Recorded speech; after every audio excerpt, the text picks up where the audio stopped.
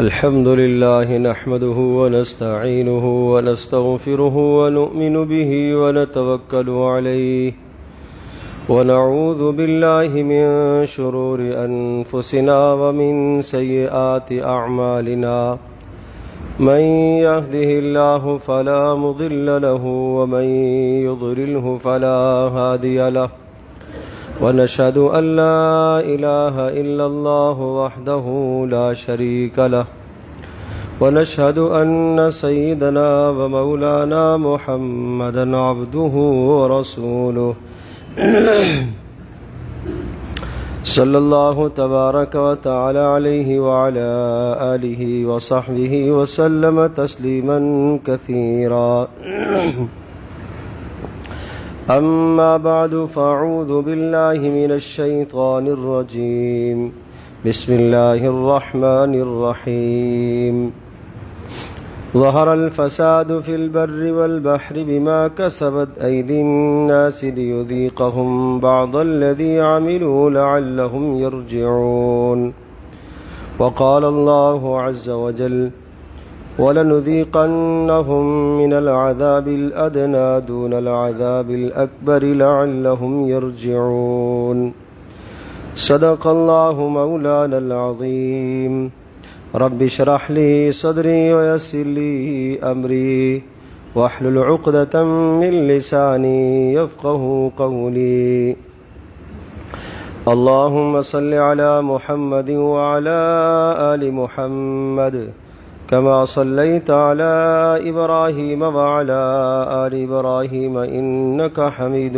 مجيد اللهم بارك على محمد وعلى آل محمد كما باركت على إبراهيم وعلى آل إبراهيم إنك حميد مجيد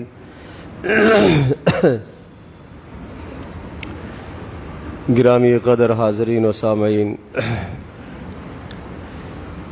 اللہ تبارک و تعالی نے اس دنیا کو دار الاسباب بنایا ہے۔ یہاں کے بہت سارے اعمال انسانوں کے جسموں سے نکلنے والے ان اعمال پر اللہ پاک کی جانب سے فیصلے ہوتے ہیں۔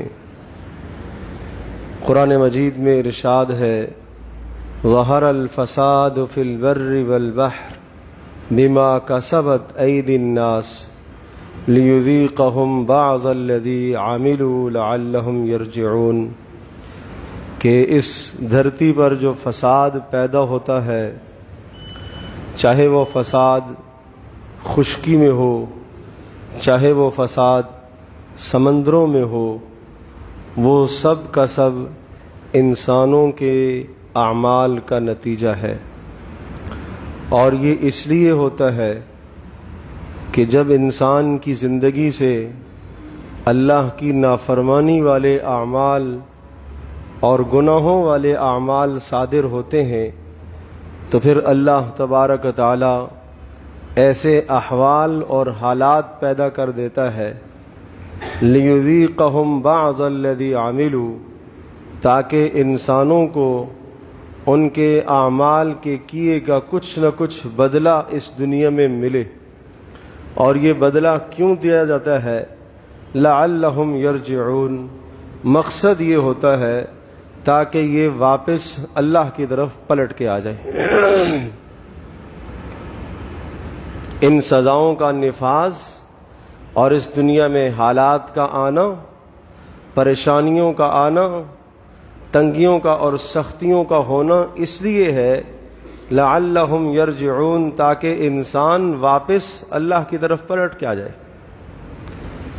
اور یہ اللہ پاک کی طرف سے ایک مہربانی ہوتی ہے، اور یہ اللہ کی طرف سے ایک کرم ہوتا ہے، اور یہ اللہ کی طرف سے ایک احسان ہوتا ہے کہ اللہ تبارک و تعالی اپنے نافرمان بندے کو اور اپنے ٹوٹے ہوئے اور روٹھے ہوئے بندے کو اپنی ذات سے جوڑنے کے لیے تھوڑی سی سختی لے کے آتا ہے۔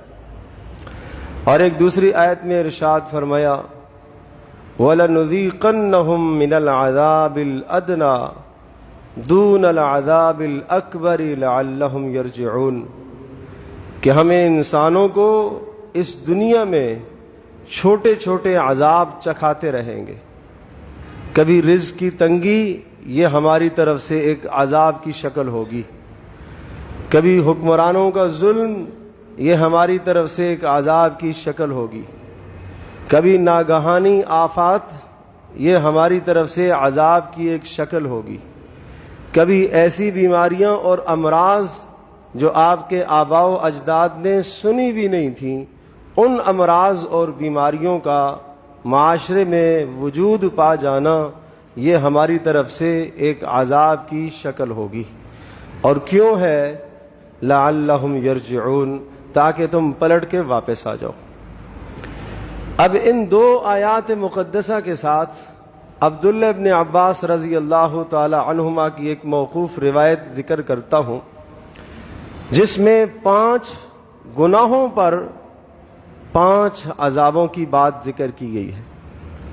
حضرت عبداللہ ابن عباس رضی اللہ تعالی عنہما روایت نقل فرماتے ہیں، امام مالک رحمۃ اللہ علیہ نے اپنی موطا میں اس روایت کو نقل فرمایا ہے کہ ما ظہر الغلول فی قوم قط الا القی فی قلوبہم الرعب، کہ جس قوم کے اندر خیانت رواج پا جاتی ہے، جس قوم میں خیانت رواج پا جاتی ہے اور امانت داری کا خیال نہیں رہتا اور ایک دوسرے کے املاک کا خیال نہیں رہتا، تو اس کا لازمی نتیجہ یہ ہوگا القی فی قلوبہم الرعب، اللہ پاک اس قوم سے امن کو، سکون کو چھین لے گا. یہ کس کا نقصان ہے؟ خیانت کا، یہ بدعہدی کا. ان اللہ لا يحب الخائنین، خیانت کرنے والے کو اللہ نہیں پسند کرتا. کچھ گناہ ایسے ہیں جن گناہوں کے نقد سزائیں اللہ پاک دنیا میں دیتا ہے، اور ان گناہوں میں سے ایک گناہ غلول ہے، دھوکہ کرنا، خیانت کرنا، دھوکہ کرنا. ایک شخص سے رسول اکرم صلی اللہ تعالی علیہ وسلم، نبی علیہ الصلوۃ والسلام سے ایک شخص نے پوچھا، اللہ کے رسول قیامت کب آئے گی؟ حضرت صلی اللہ تعالی وسلم نے ارشاد فرمایا، اذا وسد الامر الى غیر اہلہ فانتظر الساعہ، جب آپ دیکھو کہ اقتدار، منصب، امانتیں نااہلوں کے سپرد ہونے لگ جائیں تو بس قیامت کا انتظار کرو. جب امانتیں ضائع ہونے لگ جائیں، نااہلوں کے سپرد ہونے لگ جائیں، تو آپ نے فرمایا فانتظر الساعہ، قیامت کا انتظار کر. تو انسان کے جسم سے نکلنے والے اعمال، آدمی کے زندگی سے جو نکلنے والے اعمال ہیں، ان اعمال پر بہت بڑا اثر کائنات میں مرتب ہوتا ہے. کائنات میں آنے والے جتنے بھی احوال ہیں، ان احوال کا مدار انسانوں کے اعمال پر ہوتا ہے. اور ایک جگہ یوں فرمایا، اعمالکم عمالکم، کہ تمہارے جو اعمال ہیں وہی تمہارے حکمران ہوں گے، وہی تمہارے ارباب اقتدار ہوں گے. تم جیسا عمل کرو گے اسی قسم کے اللہ پاک اوپر سے حالات لے کر آئے گا. اور یہ قرآن مجید میں اللہ پاک نے سورہ بنی اسرائیل میں اس مضمون کو بڑی تفصیل سے ذکر فرمایا. وَقَضَيْنَا إِلَىٰ بَنِي إِسْرَائِيلَ فِي الْكِتَابِ لَتُفْسِدُنَّ فِي الْأَرْضِ مَرَّتَيْنِ وَلَتَعْلُنَّ عُلُوًّا كَبِيرًا، کہ ہم نے بنی اسرائیل کو یہ کہہ رکھا تھا کہ تم زمین میں فساد پھیلاؤ گے، اور جب فساد آئے گا تو اس فساد کے نتیجے میں ہم غیروں کو تمہارے اوپر مسلط کریں گے. عَسَىٰ رَبُّكُمْ أَن يَرْحَمَكُمْ، تمہارا پروردگار تمہارے اوپر مہربانی کرنا چاہتا ہے، لیکن وَإِنْ عُدْتُمْ عُدْنَا، اگر تم دوبارہ سرکشی کرو گے تو ہم پھر پرانے حالات تمہارے اوپر واپس لے کے آئیں گے. تو اس روایت میں کیا ذکر فرمایا کہ جس قوم کے اندر، جس معاشرے کے اندر غلول، خیانت رواج پا جاتی ہے، اللہ تبارک و تعالی وہاں سے سکون کو، امن کو چھین لیتا ہے۔ اور دوسری بات ارشاد فرمائی وَلَا فَشَ الزِّنَا فِي قَوْمٍ قَطُّ إِلَّا كَثُرَ فِيهِمُ الْمَوْتِ، جس قوم کے اندر زنا رواج پا جائے، بے حیائی رواج پا جائے، وہاں کثرت سے اموات ہونے لگے گی، وہاں ایسی ایسی بیماریاں جنم لیں گی کہ جن بیماریوں کا تصور بھی نہیں تھا، جن بیماریوں کو تمہارے آباء و اجداد نے سنا بھی نہیں تھا۔ بے حیائی کا لازمی نتیجہ ہے کثرت اموات، بے حیائی کا لازمی نتیجہ ہے ناگہانی آفات کا آنا، بے حیائی کا لازمی نتیجہ ہے ایسی ایسی بیماریوں کی یلغار کے جو آباء و اجداد کے تذکروں میں سننے میں بھی نہیں آتی تھی، اور آج ہم دیکھ رہے ہیں ایسا ہی ہے۔ اللہ تبارک و تعالی نے ہمیں حیاداری کا سبق دیا ہے، پاک دامنی کا سبق سکھایا ہے۔ مرد کے اندر حیا، عورت کے اندر حیا، فطرت میں اللہ پاک نے، مرد اور عورت کی فطرت میں اللہ پاک نے حیا رکھی ہے، لیکن اگر عورت اس حیا کی چادر کو اتار دیتی ہے، اس پاک دامنی کی چادر کو اتار دیتی ہے، تو اللہ تبارک تعالیٰ کے غضب اور غصے اور اللہ تبارک تعالیٰ کے عذاب کے کوڑے پھر حرکت میں آتے ہیں۔ اللہ پاک نے کتنی عزت دی ہے عورت کو۔ سب سے بڑا حق قرآن کا، سب سے بڑا حق جو عورت کو اللہ پاک نے دیا ہے قرآن مجید میں، سب سے بڑا حق وہ پردہ داری کا حق ہے۔ عورت کے چار دیواری کے اندر پابند کیا ہے، یہ اس کا سب سے بڑا حق ہے۔ وَقَرْنَ فِي بُيُوتِكُنَّ، اپنے گھروں کے اندر رہو، اپنے گھروں کے علاوہ باہر مت نکلو بغیر ضرورت کے، یہ خاص طور پر عورتوں کو حکم ہے۔ اور اگلی بات وَلَا تَبَرَّجْنَ تَبَرُّجَ الْجَاهِلِيَّةِ الْأُولَى، اگر کبھی تمہیں نکلنے کی نوبت پیش آئے گھر سے باہر تو بے حجاب ہو کر نہ نکلنا، بے حجاب ہو کر نکلنا یہ جاہلیت کی زندگی ہے۔ قرآن اس کو جاہلیت کہتا ہے۔ لوگ اس کو پڑھا لکھا مجمع کہیں، لوگ اس کو جدت کہیں، لوگ اس کو معاشرے کی ضرورت کہیں، لوگ اس کو عورت کے حقوق بتلائیں، قرآن اس کو جاہلیت کہتا ہے۔ وَلَا تَبَرَّجْنَ تَبَرُّجَ الْجَاهِلِيَّةِ الْأُولَى، بے حجاب ہو کے نکلنا، بغیر حجاب کے، بغیر پردے کے باہر نکلنا یہ جاہلیت کی زندگی ہے۔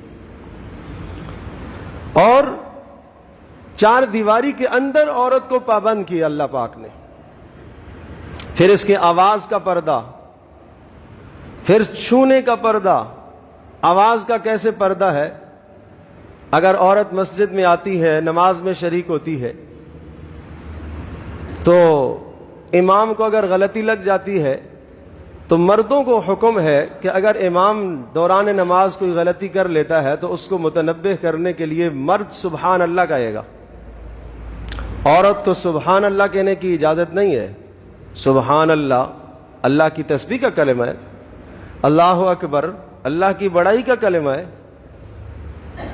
لا الہ الا اللہ اللہ کی حمد و ثنا کے کلمات ہیں، لیکن عورت کی آواز میں اللہ نے ستر رکھا ہے۔ عورت کا معنی ہی عورت ہے پوشیدہ، اس کی آواز میں بھی پوشیدگی ہے۔ رسول پاک صلی اللہ علیہ وسلم نے اسے یہ حل بتایا کہ اگر تم مسجد میں کبھی آئی ہو اور امام سے اگر کوئی ایسی غلطی ہو اور امام کو متوجہ کرنے کی نوبت پیش آئے تو تم نے سبحان اللہ الحمدللہ نہیں کہنا مردوں کی طرح، سیدھے ہاتھ کی ہتھیلی کو الٹے ہاتھ کی پشت پر یوں مارنا ہے، ایسے اس طرح سے۔ یہ آواز کا پردہ ہے۔ یہ اسلام نے عورت کو حق دیا ہے کہ تمہاری آواز غیر محرم نہ سنے۔ کیوں؟ فَيَطْمَعَ الَّذِي فِي قَلْبِهِ مَرَضٌ، اگر تمہاری آواز غیر محرم نے سن لی تو سننے کے بعد جس شخص کے دل میں نفاق ہوگا، کفر ہوگا، جس کے دل میں اندر جنسی ہیجان ہوگا اس کے دل میں تمہارے خلاف وسوسہ آئے گا. اللہ یہ نہیں چاہتا کہ تمہارے خلاف کسی کے دل میں وسوسہ آئے. یہ اللہ نے اسے عزت دی. تم ایک گھر کی زینت ہو, تم ماں ہو کے بھی زینت ہو, بیٹی ہو کے بھی زینت ہو, بہن ہو کر بھی تم گھر کی زینت ہو, بیوی ہو کر بھی تم گھر کی زینت ہو. تمہاری آواز غیر محرم نہ سنے. اور اگلی بات, یہاں تک بھی ارشاد فرمایا سورۃ النور میں, وَلَا يَضْرِبْنَ بِأَرْجُلِهِنَّ لِيُعْلَمَ مَا يُخْفِينَ مِنْ زِينَتِهِنَّ. زبان کی آواز تو بات کی بات ہے, جب یہ چلے تو اس کے چلنے کے پاؤں کی آہٹ بھی غیر محرم نہ سنے, اس کے پر چلنے کی آواز بھی غیر محرم نہ سنو. کہیں ایسا نہ ہو کہ اس کے جسم پر کہیں زیور لگا ہوا ہو, زیور سے یہ سجی ہوئی ہے اور یہ زور سے پیر مارے, ٹاپ کر پیر مارے اور زیور کی جھنکار ہو اور وہ کسی غیر محرم کے کان میں زیور کی آواز پڑے. قرآن یہ بھی گوارا نہیں کر رہا. یہ اللہ نے اسے عزت دی, یہ اسے عزت دی. اور وَلَا يُبْدِينَ زِينَتَهُنَّ إِلَّا لِبُعُولَتِهِنَّ. یہ کہاں, یہ اپنی زیب و زینت کس کے لیے ظاہر کرے گی؟ یہ اپنے اعضائے زینت کو چھپائے گی. یا ایھا النبی قل لأزواجک وبناتک ونساء المؤمنین یدنین علیہن من جلابیبہن. اے نبی, آپ اپنی بیویوں سے کہہ دیجئے, آپ اپنی بیٹیوں سے کہہ دیجئے, آپ مسلمان عورتوں سے کہہ دیجئے کہ جب اپنے گھروں سے باہر نکلا کریں, یدنین علیہن من جلابیبہن, اپنے چہروں پر چادروں کو ڈال دیا کرے.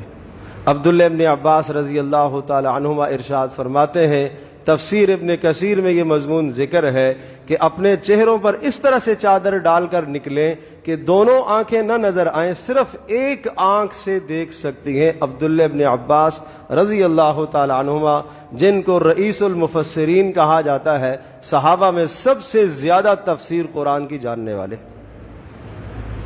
کہ وہ اس طرح سے گھر سے باہر نکلے. یغطین رؤوسہن, اپنے جلباب اور بڑی بڑی چادروں کو اپنے چہروں پر بھی ڈالیں اور اپنے سینوں پر بھی ڈالیں, اپنی چھاتیوں کو بھی چھپائیں اور اپنے چہروں کو بھی چھپائیں. پردہ تو ہے ہی چہرے کا, پردہ تو ہے ہی زینت کے اعضاء کا. ہاں, کہاں ظاہر کریں گی؟ وَلَا يُبْدِينَ زِينَتَهُنَّ إِلَّا لِبُعُولَتِهِنَّ. انہیں اپنی زینت اپنے شوہروں کے سامنے ظاہر کرنے کا حکم ہے. نہ صرف حکم بلکہ شوہروں کے سامنے زینت کو ظاہر کرنا باعث اجر ہے, باعث ثواب ہے. اسلام یہ چاہتا ہے کہ یہ جو مرد اور عورت کی باہمی ضرورت ہے اور یہ جو جنسی ضرورت ہے, یہ جنسی ضرورت صرف مرد میاں اور بیوی کے درمیان میں قائم رہے, اس کے علاوہ یہ ضرورت متعدی نہیں ہونی چاہیے. اسلام یہ چاہتا ہے کہ یہ ضرورت باہر اس طرح سے نہ ہو جس طرح سے جانور اپنی ضرورت کو پورا کرتا ہے. اس لیے اسلام نے پابندیاں لگائی ہیں اس پر, اسلام نے حقوق سمجھائے ہیں. فَمَنِ ابْتَغَىٰ وَرَاءَ ذَلِكَ فَأُولَٰئِكَ هُمُ الْعَادُونَ. ایک ہی راستہ سمجھایا, اس راستے کے علاوہ جو آدمی کہیں سے بھی اپنی جنسی تسکین کو پورا کرے گا, فرمایا وہ ظالم شمار کیا جائے گا. چاہے وہ آنکھوں کی جنسی تسکین ہو, چاہے وہ کانوں کی تسکین پوری کرے, چاہے وہ زبان سے لذت لے, چاہے وہ ہاتھ سے لذت حاصل کرے, کہیں سے بھی ہے وہ بے حیائی ہے. قرآن ان سب راستوں کو بے حیائی کے راستے بتاتا ہے. اور یہ بے حیائی کا کوئی بھی راستہ اگر معاشرے میں رواج پاتا ہے تو رسول پاک صلی اللہ علیہ وسلم کا ارشاد سن لیجئے. آپ نے فرمایا ولا فش الزنا, جس قوم کے اندر زنا رواج پاتا ہے وہاں اموات کی کثرت ہوتی ہے, ایسی ایسی بیماریاں جنم لیتی ہیں. پھر رسول پاک صلی اللہ علیہ وسلم نے پھر بتایا کہ آنکھ بھی زنا کرتی ہے, کان بھی زنا کرتے ہیں, ہاتھ بھی زنا کرتے ہیں, پیر بھی زنا کرتے ہیں, زبان بھی زنا کرتی ہے. کسی نہ کسی درجے میں کوئی آدمی اگر اس زنا کا ارتکاب کر رہا ہے تو اسے وہ بیماری اور وہ رسول اکرم صلی اللہ علیہ وسلم کے اس فرمان کے مطابق آسمانی آفات کے اندر گرے گا پھر. تو اس لیے میرا عزیز دوستو اور بزرگوں، ہر قسم کی بے حیائی سے ہمیں اپنے آپ کو بچانا ہے، ہمیں اپنے ماحول کو پاک رکھنا ہے. ظلم ہے، ظلم والا نعرہ کہ میرا جسم اور میری مرضی، یہ کس کی تقلید ہے؟ یورپ کی تقلید ہے. یہ مسلمان بیٹی کا کام تو نہیں ہے، یہ باعزت خاتون کا یہ کام تو نہیں ہے، مسلمان بیٹی کا یہ کام نہیں ہے. اس کے لیے حضرت عائشہ رضی اللہ تعالی عنہا کی سیرت ہے، اس کے لیے فاطمہ رضی اللہ تعالی عنہا کی سیرت ہے، اس کے لیے ازواج مطہرات رضی اللہ عنہن کی سیرت ہے. وہ سیرت اس کے لیے قابل عمل ہے. یہ کیوں فاحشہ عورتوں کو دیکھتی ہے؟ یہ کیوں بے حیائی کی طرف جاتی ہے؟ میرا عزیز دوستو اور بزرگوں، ہمیں خود اپنے معاشرے پر قابو کرنا ہے، ہمیں خود اپنے معاشرے پر کنٹرول کرنا ہے، ہمیں خود اپنے گھر کے اندر عفت اور پاک دامنی کا سبق دینا ہے. اور یہ بات بھی سن لو، رسول اکرم صلی اللہ علیہ وسلم نے ارشاد فرمایا، وہ شخص بھی جنت کی خوشبو بھی نہیں سونگھ سکتا جس کے گھر کے اندر بے حیائی ہو اور وہ بے حیائی کو دیکھ کر چپ رہے، برداشت کرتا ہو. جو وہ کہے کیا کرے، رواج ہے آج کل، کیا کرے معاشرہ ایسا ہے، کیا کرے سارے ہی ایسے کر رہے. ایک بات یاد رکھیے گا، جب کوئی بھی گناہ معاشرے میں رواج پا جاتا ہے، سارا معاشرہ اگر اس گناہ کو لے لے، وہ گناہ جائز نہیں ہو جاتا. ساری دنیا مل کر شراب کو پینے لگ جائے اور حلال کہنے لگ جائے، اس کہنے سے شراب حلال نہیں ہوگی. خنزیر کو ساری دنیا اگر حلال کہنے لگ جائے، کھانے لگ جائے، اس کہنے سے، اس عمل سے وہ عمل حلال نہیں ہوتا. تو جب آپ کے سامنے کوئی منکر آئے، ایک طریقہ یہ ہے، من رآ منکم منکرن فلیغیر بیدہ، اپنے ہاتھ سے اس منکر کو روک سکتے ہو، ہاتھ سے روکو. فإن لم یستطع، اگر ہاتھ سے منکر کو نہیں روک سکتے ہو، فبلسانہ، زبان سے تو روکو. اور فإن لم یستطع، اگر زبان سے بھی نہیں روک سکتے ہو، فبقلبہ، دل سے تو برا جانو. علامہ ملا علی قاری رحمۃ اللہ علیہ ارشاد فرماتے ہیں کہ یہ 3 مراتب ذکر فرمائے کہ منکر اور نافرمانی اور گناہ کو ہاتھ سے روکنا، زبان سے روکنا، دل سے برا جاننا. فرمایا ہاتھ سے روکنا حکام کی ذمہ داری ہے، یہ حکام کی ذمہ داری ہے، ارباب اقتدار کی ذمہ داری ہے، جنہیں اللہ پاک نے اقتدار سونپا ہے ان کی ذمہ داری ہے. اور زبان سے روکنا علماء کا کردار ہے. اور دل سے برا جاننا ادنا سے ادنا یہ عوام کا کام ہے کہ کم از کم اس گناہ کو گناہ تو سمجھے. یہ تو آپ کی ذمہ داری بنتی ہے کہ ہاں اس گناہ کو گناہ سمجھو، بھائی یہ غلط ہے. کئی لوگ ایسے ہوتے ہیں، ایک طبقہ ایسا ہوتا ہے کہ جو گناہ کو گناہ سمجھتا ہے، ہاں بھائی غلط ہے. ایک طبقہ ایسا بھی ہوتا ہے کہ جو گناہ کو گناہ نہیں سمجھتا، ہمیں کسی سے کیا لین دین بھائی، دنیا جو مرضی ہے کرتی رہے، ہمیں کسی سے کیا لین دین، ہم نہ شریک ہوں گے، نہ حمایت کریں گے، نہ مخالفت کریں گے. یہ بھی غلط کر رہے. مطلب یہ ہوا کہ اس گناہ کو دل سے بھی آپ برا نہیں سمجھیں گے. رسول پاک صلی اللہ علیہ وسلم کا ارشاد گرامی ہے، گناہ کو گناہ سے جب دل سے آدمی برا نہ سمجھے تو اس کے بعد ایمان کی کوئی رتی اس میں نہیں ہے. وذالک اضعف الایمان، جب انسان ایک گناہ کو، ایک جرم کو دل سے بھی گناہ نہ سمجھے تو فرمایا اب ایمان کی کوئی رتی اس کے پاس نہیں رہی.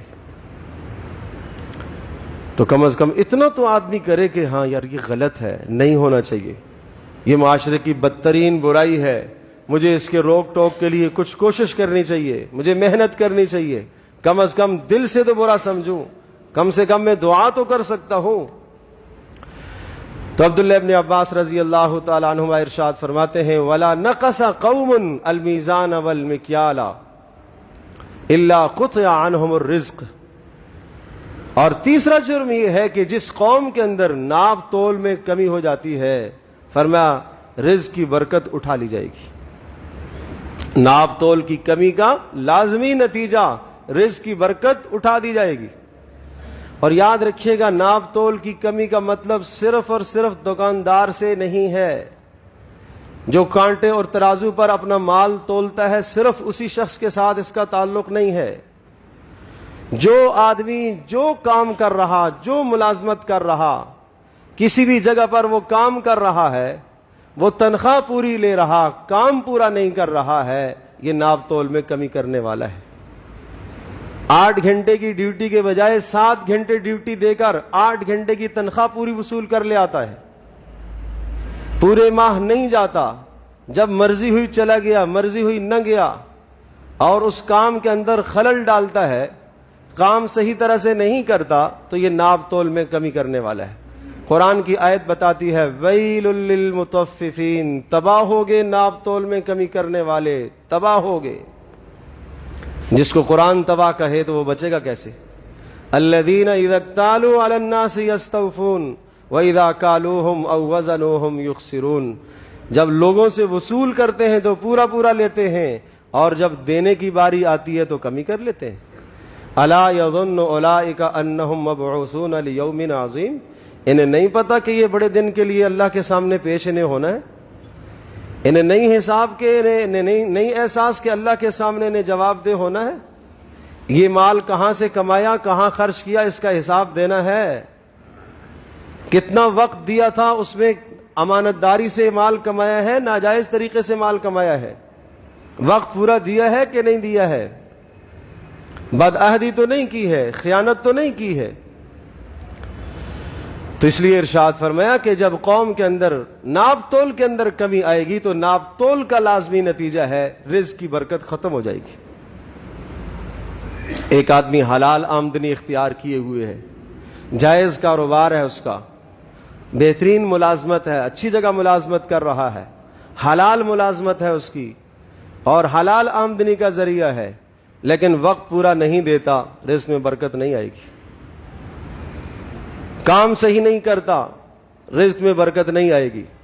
مالک اوپر کھڑا ہے تو دیکھ کے کام کر رہا ہے، مالک نے نظریں پھیری تو کام کے اندر ڈنڈی مار رہا ہے. یہ کیا ہے؟ یہ ویل للمطففین، یہ تباہ ہو گیا ہے ناپ تول میں کمی کرنے والا، یہ تباہی ہے.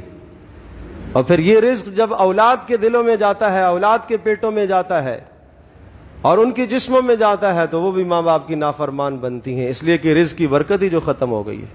یہ جہاں جہاں یہ رزق کمایا ہوا جائے گا، دھوکے سے، فریب سے، فراڈ سے، دکھایا اور دیا اور، یہ سب کی سب چیزیں یہ ناپ تول کی کمی میں آتی ہیں.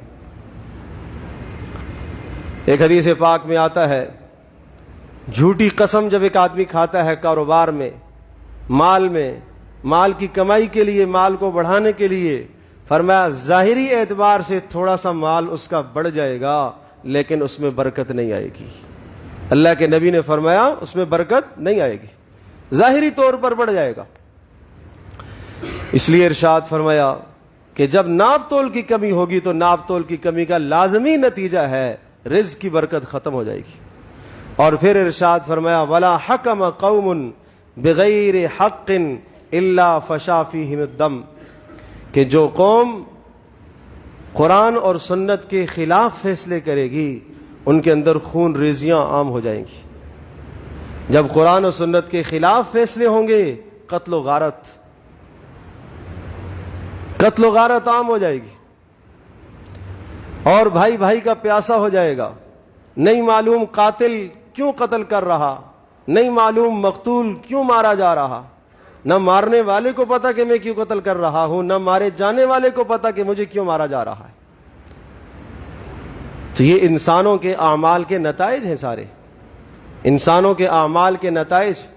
اور پھر ارشاد فرمایا ولا نقض قوم بالعہد الا سلط اللہ علیہم العدو، اور جو وعدے کی خلاف ورزی جب قوم کرے گی تو اللہ تبارک و تعالی دشمنوں کو ان پر مسلط کرے گا، اللہ دشمنوں کو مسلط کرے گا. میرے عزیز دوستوں اور بزرگوں، گزشتہ قوموں میں عذاب کی کیفیات کچھ اور ہوا کرتی تھیں. جب قوم نافرمان ہوتی تھی اور اللہ پاک کی بغاوت پر قوم اترا کرتی تھی تو اس وقت اللہ تبارک تعالیٰ اس قوم کا استئصال کر دیا کرتا تھا، جڑ سے قوم کو اکھیڑ دیا جاتا تھا، نسین منسیہ کر دی جاتی تھی، صفحہ ہستی سے مٹا دی جاتی تھی. اس امت کو صفحہ ہستی سے اللہ نے نہیں مٹانا، عذاب کی شکلیں اسی طرح سے آتی رہیں گی۔ قل هو القادر على ان يبعث عليكم عذابا من فوقكم او من تحت ارجلكم او يلبسكم شيعا ويذيق بعضكم بأس بعض۔ کہو اے نبی آپ فرما دیجئے وہ پروردگار اس بات پر قدرت رکھتا ہے کہ اوپر سے عذاب لائے، نیچے سے عذاب کی شکلیں لائے۔ اوپر سے عذاب وقتوں پر بارشوں کا نہ ہونا، حد سے زیادہ بارشوں کا ہونا، قحط سالی کا ہونا، امراض کا وجود میں آ جانا، نیچے سے زلزلوں کا اٹھنا، نیچے سے طوفانوں کا اٹھنا، آپس میں قتل و غارت کا ہونا، آپس میں بد امنی کا پیدا ہو جانا، رزق کی قلت کا ہو جانا، یہ اللہ پاک کے عذاب کی شکلیں ہیں۔ اور اسی طرح سے فرمایا، عبداللہ ابن عباس رضی اللہ تعالیٰ عنہما ارشاد فرماتے ہیں، اوپر سے عذاب یہ بھی ہے کہ ظالم حکمران مسلط ہو جائیں گے، اور نیچے سے عذاب یہ ہے کہ ماتحت جو ہوگے وہ خیانت کرنے والے ہو جائیں گے۔ یہ اللہ کے عذاب کی شکل ہے۔ اس لیے صاف صاف ضابطہ بتایا، ظہر الفساد فی البر والبحر بما کسبت ایدی الناس، تمہارے اعمال کے نتیجے ہوں گے کائنات میں۔ میں یہ کہوں کہ میرے ایک ذاتی عمل سے کائنات پر کیا اثر پڑتا ہے؟ میرا عزیز دوستوں اور بزرگوں، یہ امت اجتماعی امت ہے، ایک آدمی کے عمل سے بھی کائنات پر اثر پڑتا ہے۔ ہر آدمی کو ضرورت ہے کہ اللہ کی طرف رجوع کرے، توبہ کرے۔ توبہ کی ضرورت ہے کہ اللہ تبارک و تعالیٰ کی طرف رجوع کریں، اپنے گناہوں کی معافی مانگے، پوری امت کے لیے معافی مانگے۔ اور اس وقت جن پریشانیوں سے ہم گزر رہے ہیں، اور پورا عالم اسلام جن پریشانیوں میں سے گزر رہا ہے، انڈیا میں دیکھیں کیا حال مسلمانوں کے ساتھ، جس طرف دیکھیں مسلمان پٹ رہا، مسلمان پس رہا۔ اپنے ملک کے اندر حال دیکھیں، وہاں کیا قسم کے حالات، اور امن و امان چھنا ہوا، گھر کے اندر ایک شخص کو سکون نہیں۔ سکون ادھر سے آیا، آفاتی قدرتی آفات اور امراض اور بیماریوں کی یہ الغار اللہ کی طرف سے۔ یہ سب کچھ اس بات کی نشانی ہے کہ اللہ پاک ہم سے ناراض ہے، یہ اللہ پاک ہم سے ناراض ہے۔ آخری بات میں بات ختم کرتا ہوں، بڑی ایک اہم بات ہے۔ ایک بادشاہ قحط سالی میں مبتلا ہو گئی قوم، اور رات کو پریشان بیٹھا ہوا ہے، تو ایک وزیر آیا بادشاہ کے پاس، اور بادشاہ سے پوچھا کہ بادشاہ سلامت کیوں پریشان ہیں؟ تو کہا پریشانی یہ ہے کہ قحط سالی ہے، اور اس قحط سالی سے کیسے نمٹا جائے۔ تو اس وزیر نے ایک قصہ سنایا، بادشاہ سلامت ایک مرتبہ جنگل میں ایک لومڑی کہیں سفر پر جا رہی تھی، اور اس نے اپنا بچہ شیر جنگل کے بادشاہ کے سپرد کیا کہ آپ اس کی نگہداشت کریے گا، اور میں سفر پر جا رہی ہوں۔ ٹھیک ہے جی۔ تو بادشاہ سلامت نے، شیر نے اس لومڑی کے بچے کو اپنے کندھے پر بٹھا دیا۔ تو کیا مجال کسی جانور درندے کی اس لومڑی کے بچے کو دیکھے، اس لیے کہ اس کو بادشاہ کا پروٹوکول حاصل ہے، بادشاہ کا کندھا اس کے لیے حفاظت گاہ ہے۔ تو اچانک اوپر سے ایک باز آیا اور اس نے جھپٹا مارا، اٹھا کے لے گیا۔ تو شیر دیکھتا ہی رہ گیا۔ تو اس وزیر نے، اچھا جب لومڑی واپس آئی تو پھر کہا کہ بھائی میرا بچہ، تو کہا کہ میں حفاظت نہیں کر سکا، اگر مصیبت کوئی نیچے کی ہوتی تو میں اس سے نمٹ سکتا تھا، لیکن یہ مصیبت تھی اوپر کی، اس سے نمٹنا میرے بس کی بات نہیں تھی۔ تو بادشاہ سلامت یہ بتائیں کہ مصیبت اگر نیچے کی ہوتی تو آپ نمٹ لیتے، آپ لشکر کشی کر لیتے، لیکن جو قحط سالی آئی ہے یہ مصیبت اوپر سے آئی ہے، یہ اللہ کی طرف سے آئی ہے، لہٰذا ادھر ہی رجوع کرنا پڑے گا، اس کا اور کوئی حل نہیں ہے۔ بالکل اسی طرح سے اس وقت ہمارے اوپر جو آنے والے حالات اور مصائب ہیں یہ اللہ کی طرف سے، اور یہ ہمارے اعمال کا نتیجہ ہے۔ صاف صاف احادیث بھی بتا چکا ہوں، آیات بھی بتا چکا ہوں، آیات سے بھی یہی بات ثابت ہے، احادیث سے بھی یہی بات ثابت ہے، یہ سب ہمارے اعمال کا نتیجہ ہے۔ تبصروں کی ضرورت نہیں ہے، یہ تبصرہ کرنا وہ تبصرہ کرنا، رجوع اللہ کرو۔ کورونا وائرس ہو، کسی قسم کا وائرس ہو، بیماریاں کون لاتا ہے؟ اللہ ہی لاتا ہے۔ پریشانیاں کون لاتا ہے؟ اللہ ہی لاتا ہے۔ دور کون کرے گا؟ اللہ ہی کرے گا۔ ایک حقیر سی مخلوق نے پوری دنیا کو نچا کے رکھا ہوا ہے۔ سوچو تو صحیح نا، ہم اللہ کے سامنے عاجز ہیں، ہم اللہ کے سامنے ہم کیوں نہ رجوع کریں؟ وہ مجھے تو یوں لگ رہا ہے کہ وہ تکبر اللہ پاک جس طرح سے اللہ نے نمرود کا تکبر ایک مچھر کے ذریعے سے توڑا تھا، آج وہی تکبر امت کا ٹوٹ رہا ہے، وہی تکبر ٹوٹ رہا ہے۔ سائنس کی ترقی، ایجادات کی ترقی، یہ ہو رہا ہے جی، ہم یہ کر رہے ہیں، ہم یہ کر رہے ہیں، یہ ٹیکنالوجی، یہ ہو۔ انسان کچھ نہیں ہے، کچھ نہیں ہے اللہ کی طاقت کے سامنے۔ اللہ کی طاقت کے سامنے انسان بے بس ہے۔ ایک مچھر سے، ایک مکھی سے، ایک حقیر مخلوق سے اللہ تبارک تعالیٰ تباہ کر سکتا ہے۔ اللہ کے لیے کیا مشکل ہے؟ تو رجوع اللہ کی ضرورت ہے اور استغفار کی ضرورت ہے، اور جو گناہ ہیں ان گناہوں کو چھوڑو، انفرادی طور پر بھی، اجتماعی طور پر بھی، خاص طور پر بے حیائی کے جو گناہ معاشرے میں رواج پا رہے ہیں ان گناہوں سے اپنے آپ کو دور کرو۔ اللہ پاک ہم سب کے لیے عمل کرنا آسان فرمائے۔